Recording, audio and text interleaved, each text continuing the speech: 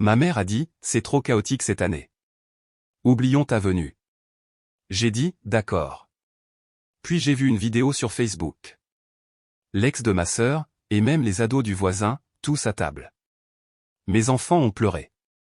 Alors j'ai pris une photo de chaque cadeau déballé, envoyé un texto, je retourne tout ça aujourd'hui. En 40 minutes, mon père était à ma porte, hurlant. J'ai ouvert. Et c'est une chose de ne pas être invité. C'en est une autre de découvrir que tout le monde l'était. Pas seulement ma sœur, pas seulement son ex-petite amie qui faisait pleurer ma mère. Pas seulement les voisins, ou la fille d'un accent grave côté qui avait un jour accidentellement heurté la voiture de mon père avec un ballon de basket et n'avait pas eu le droit de venir dans notre allée pendant 2 ans. Non, tout le monde sauf moi et mes enfants. C'est ça qui a fait le plus mal. Ma mère avait dit que c'était trop chaotique cette année. Elle a dit que peut-être on l'oublierait l'année prochaine, a-t-elle ajouté, comme s'il s'agissait d'un ajustement logistique. J'ai dit d'accord, et elle a raccroché comme si elle venait de reporter un rendez-vous chez le dentiste. Mes enfants avaient déjà dessiné des cartes d'anniversaire. Ma fille avait fabriqué une couronne en papier avec reine grand-mère écrit à la colle pailletée. Mon fils avait choisi des chaussons avec des masseurs de pieds intégrés. Ils étaient excités. Ils le sont toujours. Ils aiment mes parents plus qu'ils ne devraient compte tenu de ce qu'ils reçoivent en retour. Mes parents les tolèrent. C'est le meilleur mot pour ça. Des sourires polis, des visites rapides, jamais de nuit. Ils ne m'ont toujours pas pardonné d'être une mère célibataire. Même si je ne l'ai pas quitté, c'est lui qui m'a quitté. Il vit maintenant hors de l'État, mais appelle les enfants tous les soirs. Paie leur assurance maladie, envoie des cadeaux, s'enquiert de leur journée. Il ne me parle pas beaucoup, mais il ne disparaît jamais pour eux. Et pourtant, d'une manière ou d'une autre, aux yeux de ma mère, c'est moi qui suis l'échec. Je pensais que cette année serait différente. Je planifiais son cadeau d'anniversaire depuis mars. C'était un ensemble de bijoux en or, colliers, bracelets, boucles d'oreilles, $7 800. J'ai tout sauté pour ça, les cafés, les vêtements, les dîners au restaurant. J'ai coupé des coupons comme si c'était mon travail. J'ai porté les mêmes bottes avec un trou dans la semelle tout le mois d'avril. Mais je n'ai pas touché un seul dollar du fonds des enfants. Ils avaient ce dont ils avaient besoin. J'ai juste pensé que si je lui donnais quelque chose d'inoubliable, peut-être que je serais enfin vu à nouveau. La veille de son anniversaire, je n'ai rien entendu. Puis, cette nuit-là, ma cousine m'a envoyé une vidéo. Elle était déjà sur Facebook. Ma mère était assise en bout de table en train de souffler les bougies sur son gâteau au citron préféré. Ma sœur était d'un côté. Son ex, celui que ma mère disait ne pas pouvoir supporter, était à côté d'elle. Leur bébé dans une chaise haute. Les ados des voisins, même un collègue de l'ancien travail de ma mère que je n'ai pas vu depuis 10 ans. Tout le monde sauf nous. La table était dressée avec les assiettes à bordure dorée qu'elle n'utilise que lorsqu'elle veut impressionner, son meilleur linge de maison. L'arrangement floral que je lui avais envoyé ce matin était assis à l'extrémité de la table. J'ai repéré les cartes encore dedans, non ouvertes. Je n'ai pas pleuré. Je ne l'ai même pas appelé. J'ai attendu que les enfants s'endorment. Et puis j'ai sorti chaque cadeau que nous avions emballé pour elle, pour mon père, pour le bébé de ma sœur. Je les ai déballés. Je les ai tous étalés. J'ai pris une photo, l'ai envoyée dans le groupe de discussion familiale, envoyé un texto, je retourne tout ça aujourd'hui. 40 minutes plus tard, mon père frappait à ma porte. Es-tu folle, a-t-il crié. J'ai ouvert la porte. Il a fait irruption sans attendre, a regardé les cadeaux déballés comme si j'avais brisé quelque chose de sacré. Il n'a pas demandé comment allaient les enfants, n'a pas demandé comment j'avais découvert, ne s'est pas excusé. A juste dit, tu n'embarrasses pas la famille comme ça. J'ai dit, vous avez invité tout le quartier et vous nous avez exclus. Son visage n'a pas changé, il a juste haussé les épaules et a dit, nous avions besoin que les choses soient calmes cette année avec la visite de ta sœur. Puis il est sorti. Aucune explication, aucune défense, rien pour les petits-enfants qui regardaient depuis les escaliers. Le lendemain matin, j'ai conduit chez le bijoutier et je leur ai rendu l'ensemble en or. Je n'ai même pas demandé le remboursement complet, je leur ai dit de le remettre en stock. Quelque chose en moi s'est éteint cette nuit-là, et ça ne revient pas. Après avoir rendu les bijoux, j'ai pensé que ce serait peut-être la fin de l'histoire.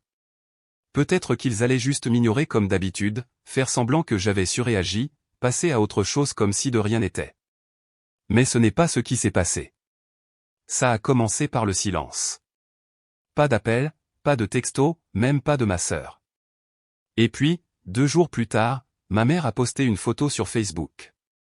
Elle et ma sœur, les bras l'une autour de l'autre sur le porche tenant des tasses de café comme si c'était un matin parfait dans un monde parfait. La légende disait, si reconnaissante d'avoir mon bébé à la maison pour un moment. Un moment. Ça a attiré mon attention. Ma sœur vit à l'autre bout du pays, est censée avoir un poste de haut niveau dans le marketing technologique ou l'immobilier ou le conseil.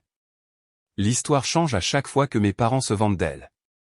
Elle est toujours dans des aéroports brillants ou des appartements minimalistes avec des bougies allumées en arrière-plan, mais sur la photo, elle portait le même sweat à capuche que je l'ai vu porter dans la vidéo d'anniversaire. Cheveux tirés en arrière, pas de maquillage, fatiguée. Je n'y ai pas trop réfléchi jusqu'à ce que je reçoive un appel de tante Leia. Elle n'appelle jamais à moins que quelqu'un ne soit en train de mourir ou d'être ivre. Elle m'a demandé si je savais que ma sœur était chez mes parents depuis plus d'1 mois. Elle a dit qu'elle l'avait vue à l'épicerie à quelques villes de là en utilisant des bons WIC. Je n'ai rien dit. Une semaine plus tard, ça s'est confirmé. Ma mère l'a laissé échapper lors d'un appel avec Leia, qui bien sûr m'a appelé immédiatement après. Il s'avère que ma sœur a perdu son emploi il y a 6 mois, a accumulé des dettes en essayant de maintenir l'image, a vendu ses meubles avant de rentrer chez elle et s'est présentée avec 2 valises et une histoire très différente. Mes parents n'ont rien dit à personne. Ils voulaient faire croire qu'elle était juste en visite. Toujours dorée, toujours réussie, mais maintenant elle vit là dans la pièce qui était la mienne. Ils paient son assurance auto, paient sa facture de téléphone, font comme si c'était temporaire. Pendant ce temps, je n'entendais toujours rien de leur part. Pas d'excuses, pas d'explications. Ce week-end-là, j'ai reçu un message de mon père. Court, disait, on peut parler? Je n'ai pas répondu. 3 heures plus tard, un autre. Cette fois de ma mère. Ta sœur traverse une période difficile. Ça a été très dur pour nous tous. Nous devons parler. J'ai regardé ce message pendant longtemps. Pas un mot sur ce qu'ils ont fait à mes enfants, pas un mot sur le dîner, les cadeaux, les cris sur mon porche. Juste une requête. Je l'ai ignoré. 3 jours plus tard, ma sœur m'a envoyé un texto. Elle a dit qu'elle voulait clarifier les choses. J'ai demandé pourquoi maintenant. Elle a répondu, il pense que tu pourrais être disposé à aider. Il n'y avait pas de désolé, juste désespéré. Je n'ai pas répondu tout de suite au texto de ma sœur. J'ai attendu 2 jours. Laisse-la mijoter avec ça. Elle a envoyé un suivi, une note vocale, que je n'ai pas ouverte. Puis un autre message. Je ne savais pas qu'il ne vous invitait pas. Je te jure que je ne savais pas. Je ne l'ai pas cru. Peut-être qu'elle ne savait pas au début, mais elle savait certainement une fois que la nourriture circulait autour de la table et que mes enfants n'étaient pas là. Elle savait quand ma chaise est restée vide. Pourtant, j'ai répondu, qu'est-ce qu'ils veulent? Elle a répondu, je pense qu'ils veulent que tu m'aides financièrement. Juste comme ça. Pas de douceur, pas de prétention qu'ils voulaient arranger les choses. J'ai presque ri. Ils voulaient de l'argent de la fille à qui ils ont dit de rester à l'écart, de la fille dont les enfants n'étaient même pas assez bien pour s'asseoir à table. Je n'ai pas répondu. Au lieu de ça, j'ai envoyé un texto à ma mère et j'ai dit qu'on pouvait parler en personne. Elle a répondu, oh, Dieu merci. Ton père et moi espérions qu'on pourrait tous passer à autre chose. Elle a dit qu'il viendrait ce week-end. Je lui ai dit que je cuisinerais. Quand ils sont arrivés, ma mère a apporté une tarte. Mon père n'a apporté que sa propre suffisance habituelle. Ils sont entrés comme si de rien n'était, ont dit bonjour aux enfants. Ma fille s'est accrochée à moi. Mon fils n'a pas levé les yeux de sa tablette. Nous nous sommes assis. J'ai servi le déjeuner. Nous avons fait la conversation. Puis ma mère a soupiré et a dit, tu connais la situation de ta sœur. Elle traverse une période difficile. Ce n'est pas de sa faute si l'entreprise a réduit ses effectifs. Nous espérions que tu pourrais peut-être juste l'aider à se remettre sur pied. J'ai hoché la tête comme si j'y réfléchissais, comme si je me sentais charitable. Puis j'ai dit, bien sûr, je vais l'aider à trouver un emploi. Elle a cligné des yeux. Eh bien, oui, mais nous voulions dire peut-être quelque chose de plus immédiat, comme le loyer, l'épicerie, ou peut-être quelque chose pour l'aider à remettre sa voiture en état. J'ai souri. L'aider à trouver un emploi, c'est immédiat. Mon père a interrompu, la voix coupante. Elle n'est pas habituée à travailler dans ce genre d'emploi. Elle a besoin de quelque chose qui corresponde à son expérience. J'ai dit, elle peut correspondre à ce qu'il lui reste. Ils se sont tus pendant un moment. Ma mère a regardé autour de la pièce comme si ça lui donnerait un certain pouvoir, a vu le nouveau canapé, le carrelage de la cuisine mis à jour, tout payé avec mon argent, mon travail, mes choix. Puis elle l'a dit, si tu vas être comme ça, nous devrons juste nous débrouiller sans ton aide. Je me suis levé, j'ai pris sa tarte, je l'ai jetée doucement à la poubelle. Et ai-je dit. Ils sont partis sans un mot de plus.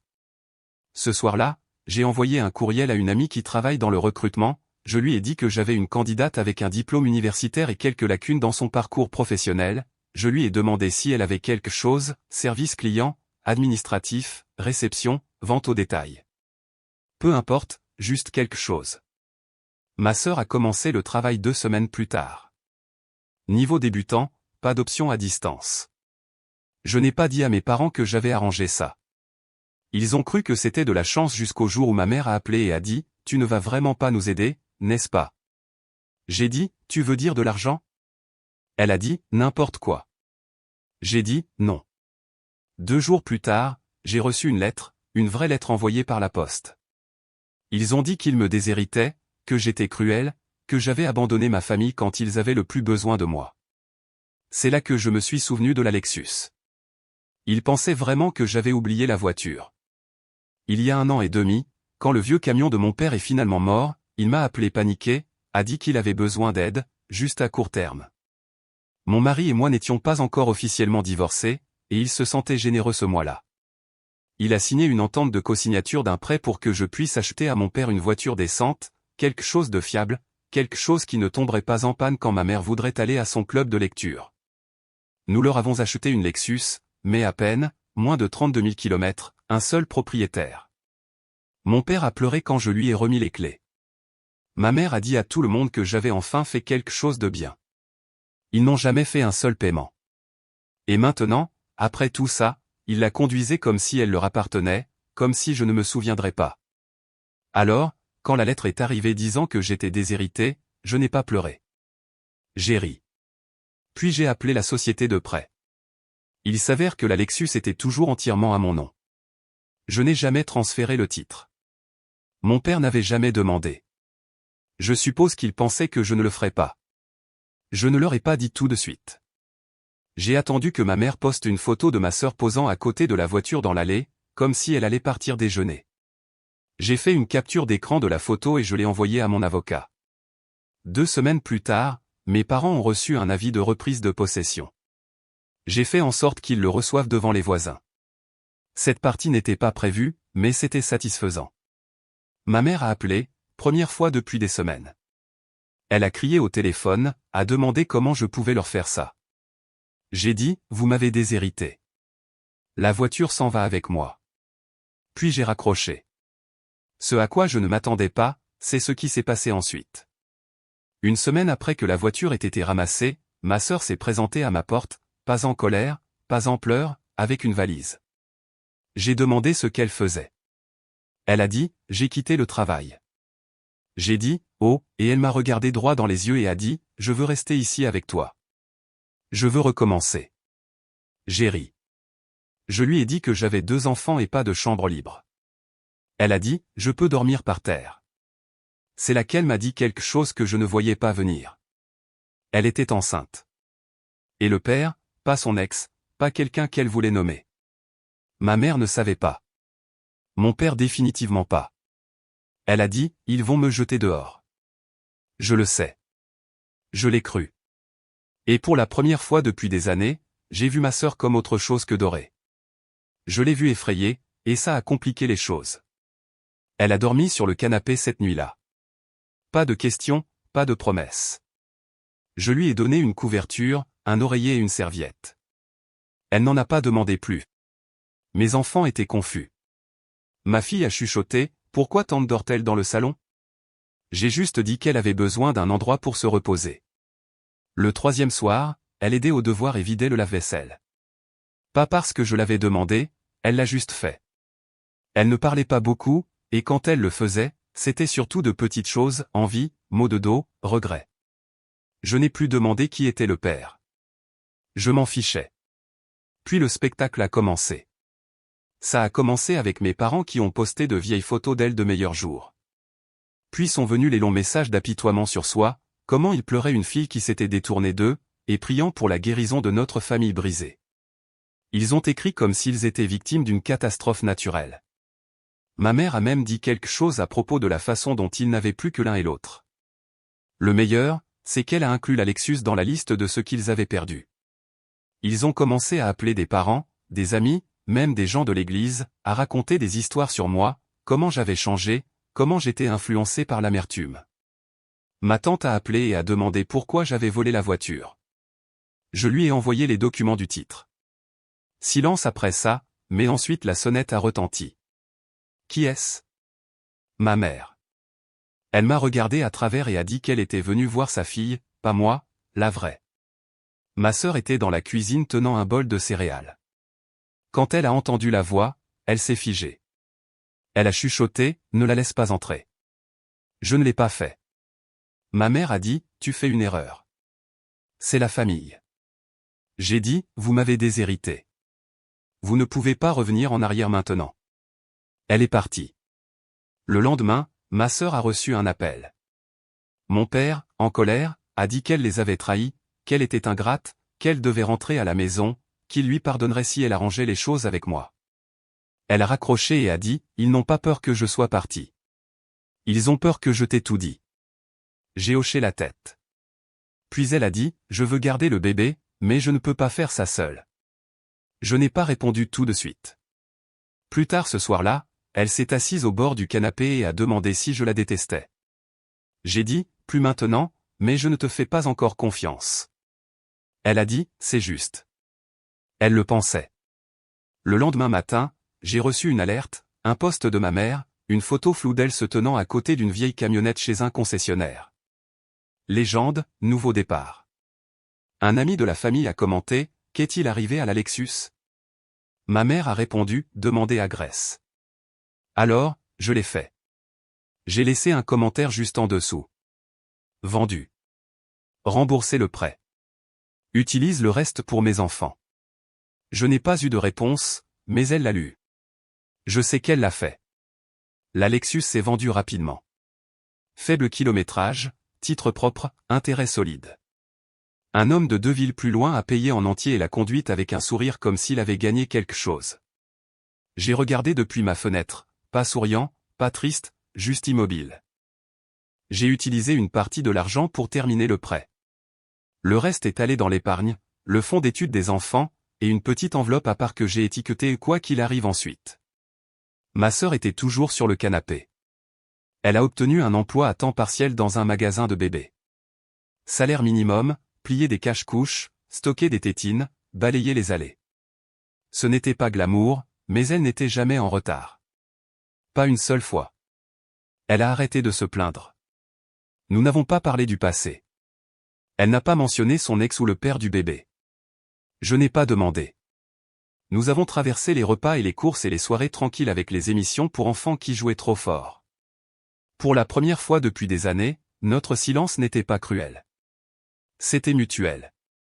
Puis mes parents ont commencé à se montrer dans des endroits où ils savaient que je pouvais être, au terrain de soccer des enfants, au même supermarché. N'ont jamais rien dit. Se sont juste assurés que je les vois. Et puis les messages ont recommencé. Pas à moi, aux enfants. Des cartes d'anniversaire ont recommencé à arriver avec des cartes cadeaux à l'intérieur. Une poupée pour ma fille, une trousse scientifique pour mon fils. Signé, avec amour, grand-maman et grand-papa. Pas d'adresse de retour, pas de note pour moi. Mon fils a demandé si nous pouvions leur rendre visite. J'ai dit, on verra. Puis est venue la pire. Une lettre dactylographiée de ma mère. Elle a dit qu'elle était désolée de la tournure des événements. Pas pour ce qu'ils ont fait, pas pour avoir menti, juste pour le résultat. Et puis est venu le coup de pied. Ils voulaient se rencontrer. Ils ont dit qu'ils voulaient clarifier les choses, recommencer, et que leur famille leur manquait. Ma sœur l'a lu. Elle l'a remis et a dit, ils pensent que je suis ton billet. J'ai hoché la tête. Mais je ne reviens pas en arrière. Alors, j'ai écrit une dernière lettre. Je n'ai pas juré. Je n'ai pas accusé. J'ai dit ceci: je suis contente que vous aimiez votre version de la famille. Je suis en train de construire la mienne, mais elle n'inclura pas les gens qui ne voient mes enfants que comme des notes de bas de page. Vous pouvez expliquer ça comme vous voulez. Je ne vais plus m'expliquer. Et puis je les ai bloqués, téléphone, médias sociaux, tout. Ce soir-là, ma fille est montée sur mes genoux et a dit: Grand-maman nous a oubliés, n'est-ce pas? J'ai dit: non, elle ne savait juste pas comment bien vous traiter. Elle a hoché la tête comme si elle comprenait plus qu'elle ne le devrait. Nous n'avons jamais vu la camionnette. Ma mère a arrêté de poster des photos. Mon père a apparemment dit aux gens que j'avais ruiné leur vie. Mais quelque chose a changé parce que les gens ont arrêté de les croire. Des parents ont commencé à me contacter discrètement, disant qu'ils étaient désolés, qu'ils ne savaient pas tout, qu'ils auraient dû demander. Je ne voulais pas leur sympathie. Je voulais juste la paix, et c'est exactement ce que j'ai gardé. Plus de sonnettes, plus de supplications, plus de performances, juste moi, mes enfants, ma sœur, et une autre sorte de famille, une qui n'est pas construite sur la honte, mais une que nous avons construite nous-mêmes. Ça fait 2 semaines que je les ai coupés pour de bon. Je pensais vraiment que ce serait la fin de l'histoire. J'imaginais la paix, quelques soirées tranquilles, une routine, rien de dramatique. Mais puis mercredi dernier, j'ai entendu frapper à la porte vers 21h. Ce n'étaient pas mes parents. C'était la femme de l'homme qui avait acheté la Lexus. Elle avait l'air confuse, a dit qu'elle ne voulait pas me déranger, mais voulait me poser quelques questions.